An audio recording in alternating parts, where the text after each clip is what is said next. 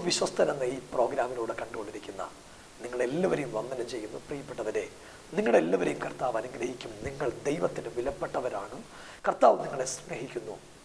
ദൈവത്തിൻ്റെ ഉള്ളം കരം കൊണ്ട് ദൈവം നിങ്ങളെ താങ്ങുന്നത് കൊണ്ട് നിങ്ങളുടെ ജീവിതം തകരാതെ ദൈവം കരുതുന്നു. നിങ്ങൾക്ക് വേണ്ടി പ്രാർത്ഥിപ്പാൻ കർത്താവ് ഞങ്ങൾക്ക് തന്ന അവസരങ്ങൾക്കായി സ്തോത്രം ചെയ്യുന്നു. നിരവധി ആളുകൾക്ക് ദൈവം സൗഖ്യം കൊടുക്കുന്നു. നിരവധി ആളുകളെ യേശു ജീവിതത്തിലെ കരം പിടിക്കുന്നു. ഇതൊക്കെ കാണുവാനും കേൾക്കുവാനും ഒക്കെ സർവശക്തനായ ദൈവം ഇടയാക്കുന്നതിനായി ഞാൻ ദൈവത്തിന് സ്തോത്രം ചെയ്യുന്നു. പ്രിയപ്പെട്ടവരെ, നമ്മുടെ ദൈവം എക്കാലവും വിശ്വസ്തനായ ദൈവമാണ്. കഴിഞ്ഞ ദിവസം എലോഹിം ഗ്ലോബൽ വർഷിപ്പ് സെന്ററിൽ ഹാർട്ടിന് പ്രോബ്ലവുമായി കടന്നു വന്ന ഒരു മകനെ യേശു വിടുവിച്ച ഒരു അത്ഭുതകരമായ സാക്ഷ്യം നിങ്ങൾ കേൾക്കുമെന്ന്. പ്രിയപ്പെട്ടവരെ, സംഭവിച്ചത് ഇങ്ങനെയാണ്. ഒരു മകൻ അവൻ സ്കൂളിൽ കടന്നു പോകുമ്പോൾ അവൻ ഇക്കിളി വരും. അവൻ പെട്ടെന്ന് മയങ്ങി താഴെ വീഴും. അവന് ശ്വാസം കിട്ടാതെയായി ആ മകൻ സംഭവിക്കുന്നത് ഇങ്ങനെയാണ്. ഓക്സിജൻ മാസ്കിൻ്റെ സഹായത്തോടുകൂടെ മിനിറ്റുകൾക്ക് ശേഷമാണ് അവന് ശ്വസിക്കാൻ കഴിയുന്നത്.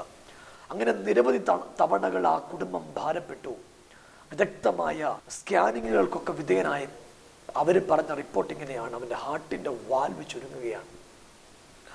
അതിലൊരു ഡോക്ടർ ഈ അമ്മയോട് പറഞ്ഞു, ഇങ്ങനൊരു പ്രാർത്ഥനയുണ്ട്, കൊണ്ടുപോയാൽ ആ മകന് സൗഖ്യമാകും.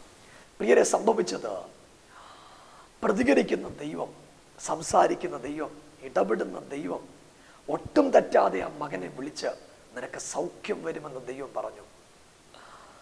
അത് കഴിഞ്ഞ് അവനെ സ്കാനിങ്ങിന് വിധേയനാക്കിയപ്പോൾ അവൻ വാൽവിൻ്റെ ചുരുക്കം കർത്താവ് മാറ്റി. പിന്നെ അന്നു മുതൽ ഇന്ന് വരെ ആ മകൻ മയങ്ങിയിട്ടില്ല. യേശു അത്ഭുതങ്ങളുടെ ദൈവമാണ്. അതുകൊണ്ട് പ്രാർത്ഥനയോടെ നമുക്ക് ശ്രദ്ധിക്കാം. ദൈവം വിശ്വസ്തൻ എന്ന ഈ TV പ്രോഗ്രാം. മാനസാന്തരപ്പെട്ടവൻ ഇനിയും പേഴ്സ് അല്ല 2.5 കോടി രൂപ കടന്നാലും എടുക്കത്തില്ല. അതിൻ്റെ പേരാ മാനസാന്തരം. സ്ത്രീ ഗർഭിണിയായാൽ പണ്ട് കഴിച്ചുകൊണ്ടിരുന്ന ആഹാരമൊക്കെ കാണുമ്പോൾ ഒരോക്കാനം വരും. വരത്തില്ലയോ? എനിക്ക് അനുഭവമില്ല, അനുഭവമുള്ളവർ പറയണം. ഓക്കാനം വരും. അതെന്നെ പണ്ട് മസാല ദോശ ഇഷ്ടമായിരുന്നു. ഇപ്പം മസാല ദോശ കണ്ടാൽ ഒരു മനം മറിക്കല. എന്ന് വെച്ചാൽ വയറ്റിൽ എന്തോ ആയെന്നാ. നിന്റെ ജീവിതത്തിൽ യേശു വന്നാൽ പണ്ട് കണ്ടത് കാണുമ്പം ഒരോക്കാനം വരും.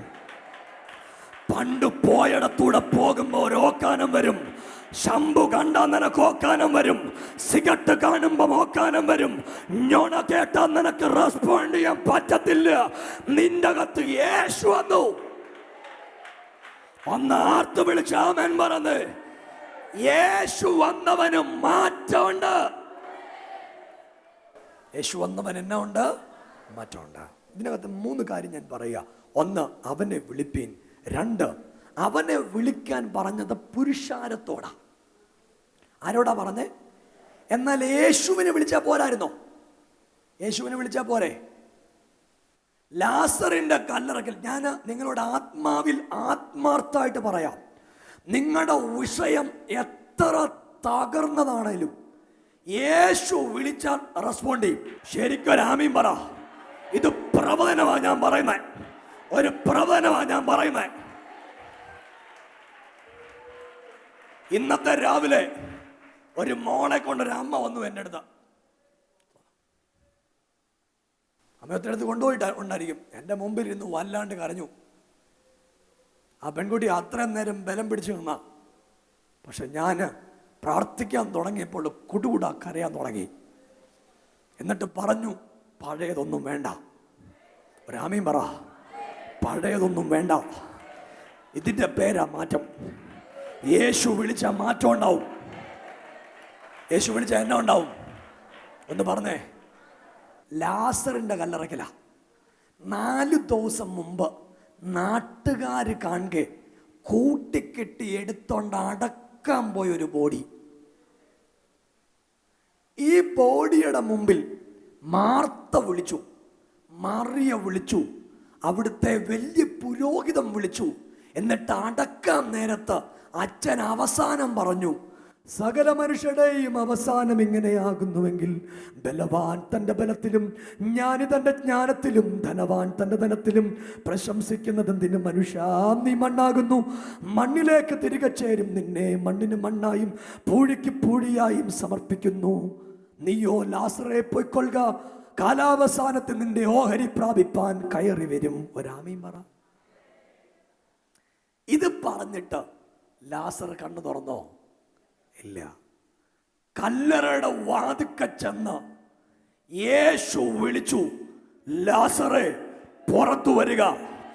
നിന്റെ വിഷയം എവിടെ അടച്ചു വെച്ചാലും ഇന്ന് രാവിലെ യേശു വിളിച്ച പുറത്തു വരും. നിന്റെ കുടുംബത്തിന്റെ വിഷയം ആരൊക്കെ ചേർന്ന് അടച്ചു വച്ചാലും എന്റെ യേശു വിളിച്ച പുറത്തു വരും. റെസ്പോണ്ട് ചെയ്യാൻ പറ്റുന്നവര് ഇന്ന് രാവിലെ ഒന്ന് റെസ്പോണ്ട് ചെയ്തു. യേശു വിളിച്ച പുറത്തു വരും. യേശു വിളിച്ച പുറത്തു വരും. കൈയടിച്ച് അല്പനിമിഷം അന്യഭാഷകളിൽ കർത്താവിന് സ്തോത്രം പറഞ്ഞ് ഇന്ന് രാവിലെ എൻ്റെ കർത്താവ് വിളിച്ചാൽ പുറത്തു വരാത്ത ഒരു വിഷയവുമില്ല.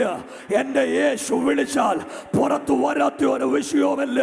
എൻ്റെ യേശു വിളിച്ചാൽ പുറത്തു വരാത്ത ഒരു വിഷയവുമില്ല.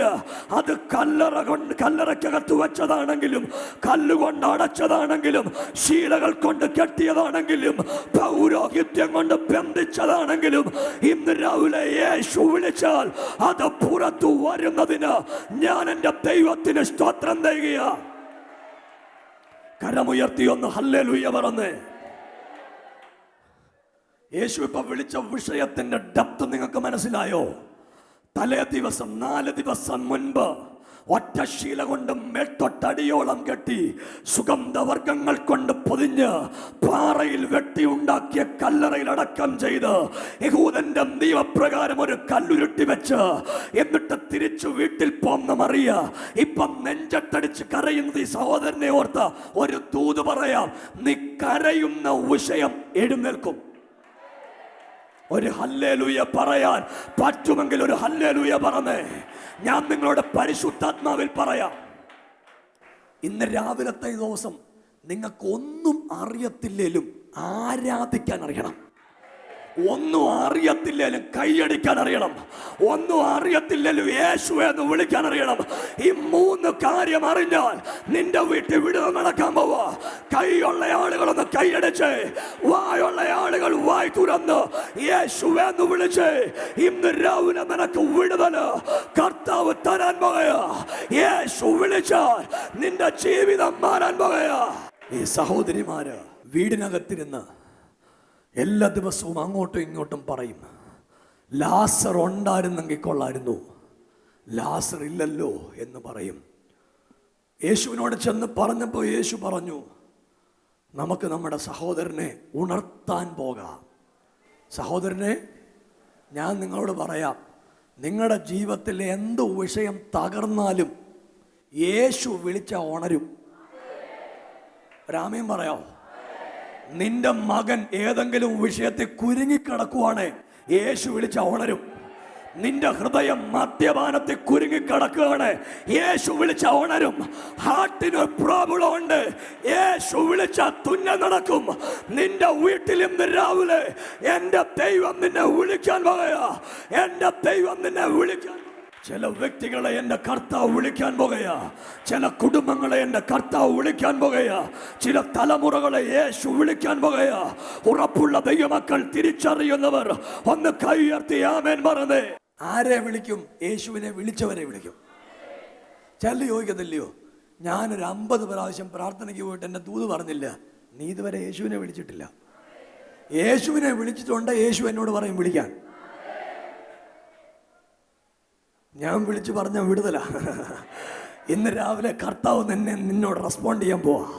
യേശു നിന്നോട് റെസ്പോണ്ട് ചെയ്യാൻ പോവാ. ഒരു കാര്യം കേട്ടെ, പിച്ചക്കാരനാണേലും നീ റെസ്പോണ്ട് ചെയ്താൽ ദൈവം റെസ്പോണ്ട് ചെയ്യും. ഉന്നതനാണെങ്കിലും താഴ്ന്നവനാണെങ്കിലും നീ റെസ്പോണ്ട് ചെയ്താൽ ദൈവം റെസ്പോണ്ട് ചെയ്യും.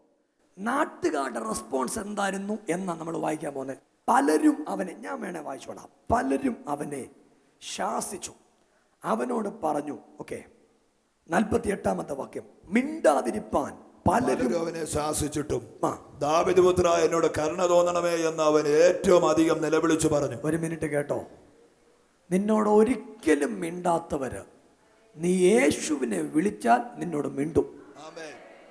രാമയും പറ. ഇത്രയും നാളും നിന്റെ വീട്ടിൽ കഞ്ഞി പുകയരുതെന്ന് ആഗ്രഹിച്ചുകൊണ്ടിരുന്നവർ നിന്റെ വീട്ടിൽ ഒരു കൊട്ട് കേട്ടും പാട്ടൊക്കെ കേട്ടാ അവര് ചോദിക്കും, ചിന്നമ്മോ, ഇന്നലെ ഒരു പാട്ട് കേട്ടല്ലോ. ഇന്നലെ ഒരു പാട്ട് കേട്ടല്ലോ. അത് കേട്ടായിരുന്നു അമ്മാമേ? പ്രാർത്ഥനക്കാരും വല്ലതും ഉണ്ടായിരുന്നോ? ഇല്ല, ഞങ്ങൾ മാത്രമേ ഉള്ളൂ. പെന്തിക്കോസിൽ ചേർന്നോ? മിണ്ടുന്നില്ലല്ലോ. ചേർന്നോ?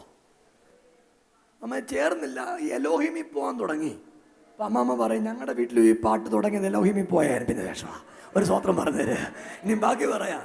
മിണ്ടാത്ത പലരും മിണ്ടിയിട്ട് ചോദിച്ചു. അവരെന്നാ ചോദിച്ചെന്നറിയോ? മിണ്ടാതിരിക്കാൻ പറഞ്ഞു. എന്താ പറഞ്ഞു? മിണ്ടാതിരിക്കാൻ. എനിക്കൊരു ചോദ്യമുണ്ട്. ഇവൻ ഇത്രയും നാളും അമ്മേ വെല്ലോ തരണേന്ന് പറഞ്ഞിട്ട് ആരും അവനോട് മിണ്ടാതിരിക്കാൻ പറഞ്ഞിട്ടില്ല. യേശുവിനെ വിളിച്ചപ്പോ എന്നാ മിണ്ടാതിരിക്കാൻ പറഞ്ഞേ? നിങ്ങൾക്കറിയാമോ അതിൻ്റെ രഹസ്യം എന്താന്ന്? യേശുവിനെ വിളിച്ചാൽ നീ രക്ഷപ്പെടും. യേശുവിനെ വിളിച്ചാൽ നിന്റെ ചരിത്രം മാറും. യേശുവിനെ വിളിച്ചാൽ നിന്റെ സ്ഥിതി മാറും. അത് അവർക്കറിയാം. യേശുവിനെ വിളിച്ച നിന്റെ അവസ്ഥ മാറുമെന്ന് അവർക്കറിയാം. അതുകൊണ്ട് അവർ വിളിക്കരുതെന്ന് ആഗ്രഹിക്കുന്നത്. മിണ്ടാതിരിക്കാൻ പറഞ്ഞിട്ട് പലരും അവനോട്, ഞാൻ വായിക്കാം, നിങ്ങൾ എന്നോട് കേൾക്കണം. അവനെ നിലവിളിച്ചിട്ട് മിണ്ടാതിരിപ്പാൻ പലരും അവനെ ശാസിച്ചു. മിണ്ടാതിരിക്കാൻ പലരും അവനെ ശാസിച്ചു. അടുത്ത വാക്ക് കേട്ടോണം. അവനോ, യേശുവേ ദാവീദിന്റെ പുത്ര. എങ്ങനെയാ വാക്യം? പലരും അവനെ ശാസിച്ചു. അവനോ ശാസിച്ചിട്ടും എന്നാ ചെയ്തിട്ടും? ചോദ്യം, യോഗത്തിന് പോകരുതെന്ന് പറഞ്ഞാൽ യോഗത്തിന് വരുമോ? ആമേൻ പറ. കൈയടിക്കലെന്ന് പറഞ്ഞാൽ കൈയടിക്കുമോ? അന്യഭാഷ പറയലെന്ന് പറഞ്ഞാൽ അന്യഭാഷ പറയും. ഒരു കാര്യം ഞാൻ പറയാം, ഇവിടെ വന്ന് ഈ കസാര പറന്നു പോകാതെ പോലെ ഇരിക്കുന്ന ആൾക്കാരുണ്ട്. ഇന്ത്യയിൽ പീഡനം വരാൻ പോവാ. ഭാരതം ഒരു പീഡനം അഭിമുഖീകരിക്കാൻ പോവാ. ഇതുപോലെ ഇനി ഓപ്പൺ സ്ഥലങ്ങളിലൊന്നും ആരാധിക്കാൻ പറ്റാത്ത ഗതികേട് വരാൻ പോവാ. ഇവിടെ ഇനി ഒരു കാര്യങ്ങളുടെ പാസ്റ്റർമാർക്ക് മാത്രമല്ല, അച്ഛന്മാർക്കും ബിഷപ്പന്മാർക്കുമൊക്കെ എതിരെ ഇവിടെ കാര്യങ്ങൾ വരാൻ തുടങ്ങുക. അണിയറയിൽ അതിന് പദ്ധതികൾ മെരുക്കിക്കൊണ്ടിരിക്കുക. അതുകൊണ്ട് കിട്ടുന്ന സമയത്ത് ദൈവത്തെ ആരാധിച്ചോണം. ഇപ്പം സ്വാതന്ത്ര്യത്തോടെ ആരാധിക്കാം. ഇപ്പൊ സ്വാതന്ത്ര്യത്തോടെ ബൈബിൾ എടുക്കാം. ഇപ്പൊ സ്വാതന്ത്ര്യത്തോടെ യേശുവിനെ സ്തുതിക്കാം. അതുകൊണ്ട് വീട് തുറന്ന് യേശുവിനെ ആരാധിക്കാൻ പറ്റുമെങ്കിൽ ചെയ്തോണം. പലരും അവനെ ശാസിച്ചിട്ടും അവൻ ഉറക്ക നിലവിളിച്ചു. ശാസിച്ചിട്ടും ഇന്ന് രാവിലെ പരിശുദ്ധാത്മാവിൽ നിർത്താൻ പോവാ. പരിശുദ്ധാത്മാവിൽ പറയുക, ആര് ശാസിച്ചാലും നീ തുടങ്ങണം. ആര് പറഞ്ഞാലും നീ ആരംഭിക്കണം. യേശു വല്യവനായ ദൈവമാ. യേശു അത്ഭുതങ്ങളുടെ ദൈവമാ. ഇന്ന് രാവിലെ ആത്മാവിൽ ഞാൻ പറയുന്നു, അവനെ വിളിക്കാൻ. ഞാൻ മുമ്പ് ചോദിച്ചു, എന്തിനാ അവരോട് പറഞ്ഞേ അവനെ വിളിക്കാൻ? പറയാം, ഇവനോട് അവരാ പറഞ്ഞേ മിണ്ടല്ലെന്ന്. നിന്നെ ശാസിച്ചില്ലയോ? അവനെ കൊണ്ട് വിളിപ്പിക്കും. ഉറപ്പുണ്ട്? രാമീൻ പറഞ്ഞോ? നിനക്കെതിരെ ആഭിചാരം ചെയ്തില്ലയോ? അവനെ കൊണ്ട് വിളിപ്പിക്കും. നിന്റെ തകർച്ച കാണാൻ കാത്തിരിക്കുന്നില്ലേ? അവനെ കൊണ്ട് വിളിപ്പിക്കാൻ പോവാ ദൈവം. അവനെ കൊണ്ട് വിളിപ്പിക്കാൻ പോവാ. അവനെ കൊണ്ട് വിളിപ്പിക്കാൻ പോവാ. അവനെ വിളിപ്പിച്ചു, അവരെ കൊണ്ട് വിളിപ്പിച്ചു. എന്നിട്ട് അവരുടെ മുമ്പ് നിർത്തി യേശു പറഞ്ഞു, ധൈര്യപ്പെടുക. സ്വതന്ത്രം പറ. ശാസിച്ചവനോടാണെന്നോ പറഞ്ഞേ? ധൈര്യപ്പെടാൻ അല്ല, വിളിച്ചവനോടാ പറഞ്ഞേ. ഇന്ന് രാവിലെ വിളിച്ച നിന്നോട് യേശു പറയാ ധൈര്യപ്പെടാൻ. പ്രാർത്ഥിച്ച നിന്നോട് യേശു പറയാ ധൈര്യപ്പെടാൻ. എന്തിനാ യേശു അവനോട് ധൈര്യപ്പെടാൻ പറഞ്ഞേ? എന്തിനാ അവനോട് യേശു ധൈര്യപ്പെടാൻ പറഞ്ഞേ? ദൂത് പറയാ, പലരും അധൈര്യത്തിന്റെ വാക്കു പറഞ്ഞപ്പം കർത്താവ് പറഞ്ഞു, മോനെ ധൈര്യപ്പെട്ടോടാ. ഇവരാരും ഇല്ലാലും ഞാൻ നിന്റെ കൂടെ ഉണ്ട്. ഇവരാരും ഇല്ലാലും ഞാൻ നിന്റെ കൂടെ ഉണ്ട്. ശരിക്കൊന്ന് പ്രതികരിച്ചൊന്ന് സ്തോത്രം പറഞ്ഞ്, ഇവരാരും നിന്റെ കൂടെ ഇല്ലാലും ഞാൻ നിന്റെ കൂടെ ഉണ്ട്. അതുകൊണ്ട് നീ ധൈര്യപ്പെട്ടോ, നീ ധൈര്യപ്പെട്ടോ.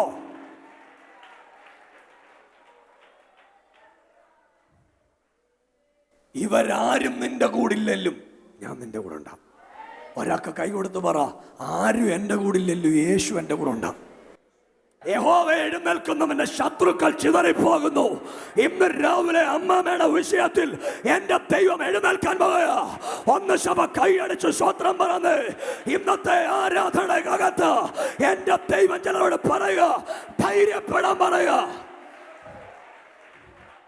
നിങ്ങൾ 2-3 പേർക്ക് കൈ കൊടുത്ത് പറഞ്ഞ ധൈര്യപ്പെടാൻ പറഞ്ഞേ. യേശു പറഞ്ഞു ധൈര്യപ്പെടാൻ. കൈ കൊടുത്ത് പറ, ധൈര്യപ്പെട്ടോളം പറ. എന്നാ ചെയ്യണം? ധൈര്യപ്പെടണം. ഒരു തിന്മയും വരത്തില്ല. കൈയുയർത്തി ആമീൻ പറ. കൈയടിച്ചു ദൈവത്തിനൊന്ന് സ്വത്രം പറഞ്ഞ്. സൈക്കോളജിസ്റ്റിന് കഴിയാത്തത് എന്റെ ദൈവത്തിന് സാധ്യ. ഡോക്ടർമാർക്ക് കഴിയാത്തത് എന്റെ യേശുവിന് കഴിയും. വൈദ്യന്മാർക്ക് കഴിയാത്തത്.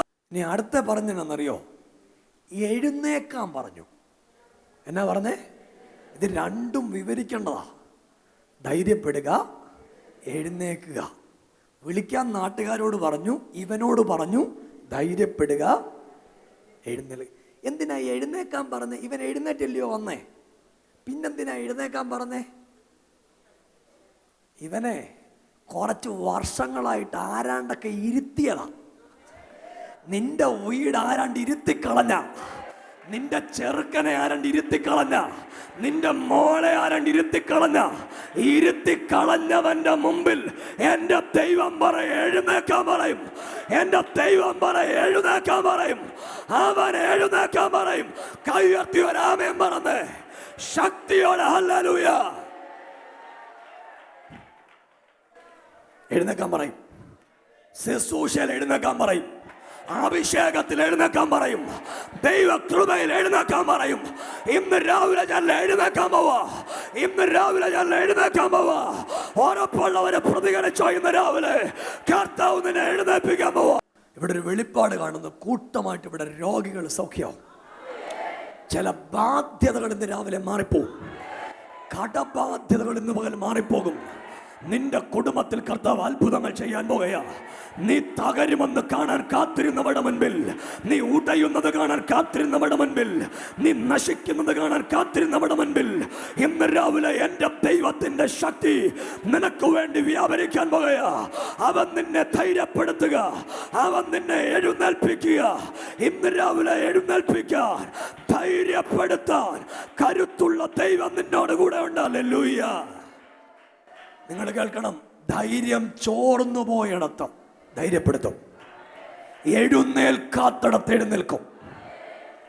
നിന്റെ കുടുംബം എഴുന്നേൽക്കാതെ എത്ര വർഷമായോ, ഇന്ന് രാവിലെ നിന്റെ വിഷയത്തിൽ യേശു റെസ്പോണ്ട് ചെയ്താൽ നീ സാമ്പത്തികത്തിൽ എഴുന്നേൽക്കും.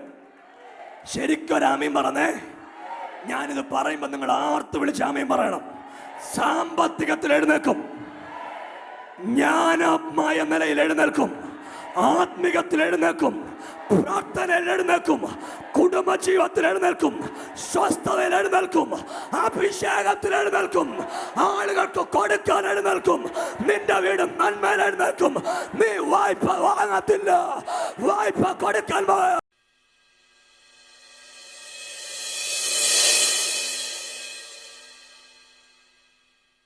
അനേകം ദിവസങ്ങൾക്ക് മാസങ്ങൾക്ക് മുമ്പ് ഹല്ലേലൂയ കർത്താവേ, എൻ്റെ കുഞ്ഞിന് ആദ്യമായിട്ട് ഞാനൊന്ന് പ്രാർത്ഥിച്ചുകൊണ്ട് 4 വരി പാട്ട് പാടുമ്പോഴാണ് ആദ്യമായിട്ട് എൻ്റെ കുഞ്ഞിന് ഇങ്ങനെ ഒന്ന് വരുന്നത്. പെട്ടെന്ന് അവൻ 4 ഇക്കിള് വന്ന് പുറകോട്ടൊന്ന് വീണു. അപ്പോൾ എൻ്റെ വിചാരം മുഴുവൻ എന്തോ ശ്വാസത്തിൻ്റെ ബുദ്ധിമുട്ടാണെന്ന് കരുതി ഞാൻ വായുഗുളികയൊക്കെ കൊടുത്തെങ്കിലും പെട്ടെന്ന് ആശുപത്രിയിൽ കൊണ്ടുചെന്നപ്പോൾ 1 മിനിറ്റ് കൊണ്ട് ഡോക്ടർ പറഞ്ഞു, 1 മിനിറ്റ് കൂടെ താമസിച്ചായിരുന്നുവെങ്കിൽ നിങ്ങൾ കൊണ്ടുവരേണ്ട ആവശ്യമില്ലായിരുന്നു എന്ന് പറയാനിടയായി.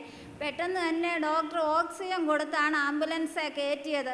അവിടുന്ന് 26 ആശുപത്രിയുടെ മുന്നിൽ ചെന്നപ്പോൾ ഒരു ശ്വാസം മാത്രമാണ് മേളിലോട്ടൊന്ന് വലിച്ചപ്പോഴാണ് ഡോക്ടർ പറഞ്ഞത്, കർത്താവേ ഇനി കുഴപ്പമില്ല, അവന് ജീവിതം മുന്നോട്ട് തിരിച്ചു കിട്ടിയത്. എന്നാൽ കർത്താവെ വീണ്ടും ഒന്ന് പറയട്ടെ, വീണ്ടും 2 പ്രാവശ്യം ഇവന് വീണ്ടും വരാനിടയായി. 2ാമത്തെ പ്രാവശ്യം ഇങ്ങനെ വന്നപ്പോൾ എൻ്റെ കൈകളിലിരുന്നാണ് ഇവൻ്റെ കർത്താവെ ആ ഒരു ചലനം മാത്രം, ഇവിടെ ഒരു ശ്വാസം മാത്രമേ അവനുള്ളൂ.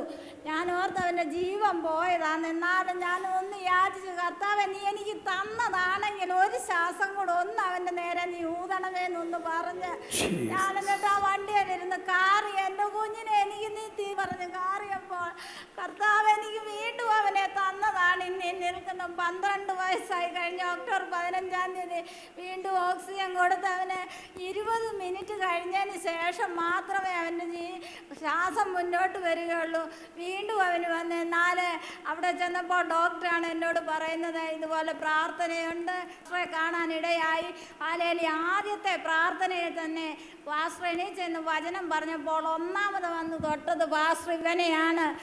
നിനക്കൊരു സൗഖ്യം വേണ്ടേ മോനെ എന്ന് ചോദിക്കാനിടയായി. ഹല്ലേലൂയ. എന്നാൽ എൻ്റെ ദൈവം ഈ സമയം വരെ എൻ്റെ കൊടുത്ത കുഞ്ഞിനായി വിടുതൽ തന്നിരിക്കുന്നു.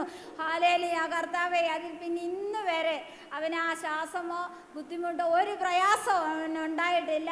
പിന്നെ ശരീരം നേരെയായി. എടുത്തിട്ട് എന്തോ ഡോക്ടർ പറഞ്ഞേ? ആദ്യം സ്കാൻ ചെയ്തിട്ട് പ്രശ്നമുണ്ടെന്ന് പറഞ്ഞു. എക്സ്റേ എടുത്തപ്പോൾ അതിനകത്ത് ഒരു ചെറിയ വേരിയേഷൻ ഉണ്ട്. രണ്ടാമതൊക്കെ എടുത്തപ്പോൾ അതിനകത്തും ഉണ്ട് ചെറിയൊരു വേരിയേഷൻ. പിന്നെ ഒരു എക്കോയുടെ എടുത്തപ്പോൾ അതിനകത്ത് ഇവിടെ പ്രാർത്ഥനയ്ക്ക് ശേഷം എക്കോ എടുത്തപ്പോൾ ഒരു കുഴപ്പമില്ല. ഒന്ന് കൈയടിച്ച് ദൈവത്തിനൊന്ന് സ്തോത്രം പറഞ്ഞേ. പ്രിയപ്പെട്ടവരെ, നിങ്ങൾക്കും പ്രതീക്ഷിക്കാം ഒരു അത്ഭുതം. അത്ഭുതകരമായ ഒരു സാക്ഷ്യമാണ് നിങ്ങൾ ശ്രമിച്ചത്. അതുകൊണ്ട് നിങ്ങളുടെ ജീവിതത്തിൽ അതിശയം പ്രവർത്തിക്കുന്ന ഒരു ദൈവമുണ്ട്. അതിശയം നിങ്ങളുടെ ജീവിതത്തിൽ സംഭവിക്കാൻ തുടങ്ങുക. എസ്പെഷ്യലി ഞാൻ പ്രാർത്ഥിക്കാൻ പോവുകയാണ്, ഹാർട്ടുമായിട്ട് ബന്ധപ്പെട്ട പ്രശ്നമുള്ള ആളുകളെ യേശു സൗഖ്യമാക്കും. ഇത് നിങ്ങളുടെ സൗഖ്യമാകുന്ന സമയമാണ്. ഒരു നിമിഷം നിങ്ങൾ കണ്ണുകൾ അടച്ച് ഞങ്ങളോട് ചേർന്ന് പ്രാർത്ഥിക്കുക. യേശു നിങ്ങളെ വിടുവിക്കാൻ തുടങ്ങുക. വാത്സല്യ പിതാവെ, ഞങ്ങൾ ഒരുമിച്ച് പ്രാർത്ഥിക്കുന്നു. കർത്താവെ, പ്രത്യേകമായിട്ട് ഞങ്ങൾ ഹാർട്ടിന് പ്രോബ്ലമുള്ള എല്ലാ വ്യക്തികൾക്കു വേണ്ടി പ്രാർത്ഥിക്കുന്നു. ഇപ്പോൾ വിശ്വാസത്തോടെ പ്രാർത്ഥിക്കുന്ന എല്ലാ മക്കളുടെ മേലും അത്ഭുത വിടുതലുകൾ സംഭവിക്കാൻ ദൈവത്തിൻ്റെ ആത്മാവ് ഇടവരുത്തണം. രോഗികൾ കൂട്ടമായി സൗഖ്യമാകട്ടെ, തകർച്ചകൾ കൂട്ടമായി മാറട്ടെ. ഓരോ ഭവനങ്ങൾക്കകത്തും ദൈവത്തിൻ്റെ വിടുതലും ദൈവത്തിൻ്റെ അത്ഭുതങ്ങളും സംഭവിപ്പാൻ ദൈവത്തിൻ്റെ ആത്മാവ് ഇടവരുത്തുന്നതിനായി സ്തോത്രം. നിന്റെ മക്കൾക്കെതിരെയുള്ള വെല്ലുവിളികൾ യേശുവിൻ്റെ നാമത്തിൽ മാറിപ്പോകട്ടെ. ക്യാൻസർ രോഗികൾ സൗഖ്യമാകട്ടെ. ഈ നിമിഷം കൂട്ടമായി രോഗികൾ സൗഖ്യമാകട്ടെ. എല്ലാ പ്രതീക്ഷയും തകർന്ന ആളുകൾ ജീവിതത്തിലേക്ക് മടങ്ങി വരട്ടെ. കർത്താവെ, സ്വർഗം അത് ചെയ്യണം. പ്രാർത്ഥനയുടെ നന്ദി. എല്ലാ ചൊവ്വാഴ്ചയും എല്ലാ ഞായറാഴ്ചയും പത്തനംതിട്ട എലോഹിം ഗ്ലോബൽ വർഷിപ്പ് സെന്ററിൽ ആരാധന നടക്കുന്നു. നിങ്ങളെ ആരാധനയിലേക്ക് ഹാർദവമായി സ്വാഗതം ചെയ്യുന്നു. നിങ്ങൾക്ക് കടന്നു വരാം. ദൈവം നിങ്ങളെ അനുഗ്രഹിക്കട്ടെ. എലോഹിം ഗ്ലോബൽ വർഷിപ്പ് സെന്ററിന്റെ ആരാധനകൾ എല്ലാ ഞായറാഴ്ചകളിലും ചൊവ്വാഴ്ചകളിലും പത്തനംതിട്ട സന്തോഷ് ജംഗ്ഷന് സമീപം റോയൽ എൻഫീൽഡ് ഷോറൂമിന്റെ 1-ാം നിലയിൽ നടത്തപ്പെടുന്നു. ഈ ആരാധനകളിലേക്ക് ഏവരെയും കർത്തൃനാമത്തിൽ സ്വാഗതം ചെയ്യുന്നു. കൂടുതൽ വിവരങ്ങൾക്കായി 0468 222 0207 എന്ന നമ്പറിലോ 9446 115091 എന്ന നമ്പറിലോ 9188123274 എന്ന നമ്പറിലോ നിങ്ങളുടെ പ്രാർത്ഥന വിഷയങ്ങൾക്കായി ഞങ്ങളെ വിളിക്കേണ്ട നമ്പർ 9447230207 9447860207. Our website www.elohimgwz.com. ഈ പ്രോഗ്രാം സ്പോൺസർ ചെയ്യുവാൻ ആഗ്രഹിക്കുന്നവർ ഞങ്ങളെ വിളിക്കേണ്ട നമ്പർ 9446 115091 9526 190 198.